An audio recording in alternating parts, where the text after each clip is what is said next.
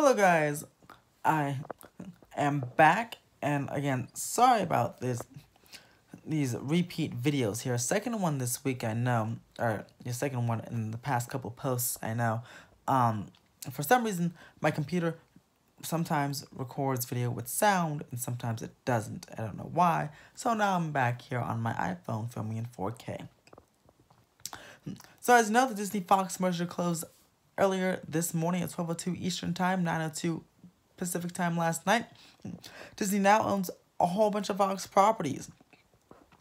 What does that mean for the parks? What does that mean for the company? Well, I'm looking to be right here to tell you. Disney now, it's really, really good because Disney owns everything, and to get exactly what they own, this is what they exactly own. They have a 73% stake in National Geographic. They own Indian television broadcaster Star India, a 30% stake, which is a controlling stake in Hulu. And sorry guys, if you hear that, it's raining outside again. But 30% stake in Hulu, and some other key assets here. They also own the Fox cable assets like FX and other stuff in Fox Television Group. What they do not own, keyword do not own, are Fox Broadcasting Company, Fox Television Stations, Fox News Channel, Fox Business Network, FS1, FS2, Fox Deportes, and FS1 and FS2, by the way, are Fox Sports 1, Fox Sports 2. Those are the like Fox Sports West, Fox Sports, those local basketball channels that you'll find in the local markets. The Big Ten Network, and the Big Ten Network. All those things I just mentioned will be into a new subsidiary, Fox subsidiary called the Fox Corporation. That is now trading in the Dow under the ticker FOXA. Currently, right now, Disney again bought this Fox for $71 billion, outbidding Comcast, which is obviously the parent of NBC Universal.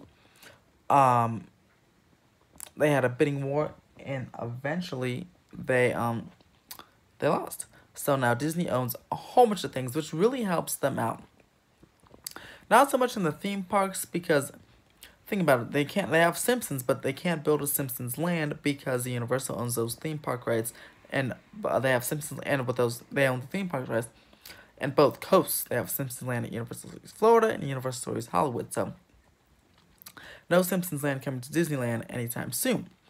The other big properties, Marvel, and Avatar and Star Wars, are already in the parks already. So I don't expect anything big, major from them.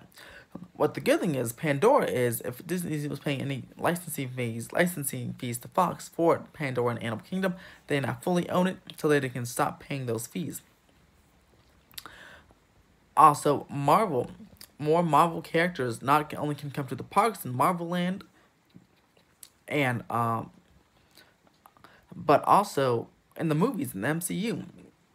The Infinity Saga ends on April 26th with Avengers Endgame, and we have ourselves, out of that, Phase 4 will be coming in for Phases 4, 5, and 6 coming in. They have Marvel has a big slate for its Phase 4 with a Black Widow movie, Spider-Man Far From Home, and this new Asian superhero movie that they looking for actors. But there's so much more content. Hopefully we get a proper Fantastic Four movie and a proper I heard they're looking to build a Silver Surfer movie. So hopefully get a nice proper Silver Surfer movie as well. That's much better than any other of the previous Fantastic Fours, especially that reboot that happened just a few years ago. So that's one big positive I see. Also, Disney did not own the Star Wars original trilogy. That was owned by Fox. They owned the prequel trilogy and the new trilogy, but the original trilogy was owned by Fox. Now Disney owns all of Star Wars, and this is great because on Disney Plus, the new streaming service that is coming out later this year, they can put they can put all Star Wars movies on, the original trilogy, prequel trilogy, any TV shows that are developing like The Mandalorian, and any sequel trilogies, any kind of anything Star Wars related, they can Disney now put on the streaming services. Before they can do everything else but the original trilogy. Now that they own the original trilogy, they can put that on there, which can capture some of those older fans, the older fans who may not like the new trilogy, may not like the prequels, but they love the original trilogy. Well, when you can only find it on this Disney Plus streaming service, it will encourage you to pay the $5-6 a month for it. Speaking of the streaming service, Disney Plus, that is coming out later this year. Now that this acquisition is complete, I feel like Disney will provide soon, maybe not this month, but in the next couple months, definitely some more information on the streaming service, like pricing, what can be expected on there. There's gonna be 5 categories, I believe. Again, 5 categories, and it's gonna be Star Wars, Marvel, Pixar, Disney Animation, and like Disney. And this 5th one, I'm not sure. I know there's gonna be 5 categories because I just saw it in the article a few days ago. There's gonna be 5 categories, but I do not know what the 5th one's gonna be. Please mention in the comments if you do find out. I'd love to know. But this Fox merger will provide plenty of more content for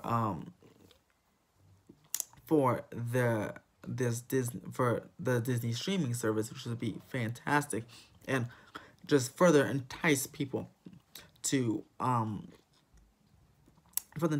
buy it. Imagine if you can only watch The Simpsons on this Disney Plus streaming service. They said they took it off TV, or took it off Fox. You can't watch on Fox On Demand because they have cable channels. So let's say they took it off. You can only watch it on the streaming service. That might entice people to watch the streaming service. Who knows? So you can watch all the Avatar movies, all the Alien vs. Predator movies only on the streaming service. All of this can be only on this, only on the streaming services for a good $7 per month versus whatever you pay for cable TV. So it could be very useful, and also with the X-Men joining the Avengers and Friends, and again continued phases of the MCU. This would be a very good thing for Disney here. The Disney updated their website actually last night when the deal went through, and Bart and other friends are on the banner for the Walt Disney Company, which seems a little weird at first because they're like, "Whoa, wow, Bart." You think of, not Disney, but Simpsons is Disney now, which is pretty cool. So comment below, guys, and also subscribe to this channel. It really helps out. But comment below, what do you think of the Disney merger? Do you like it? What do you think it will do to the parks? Nothing? Something?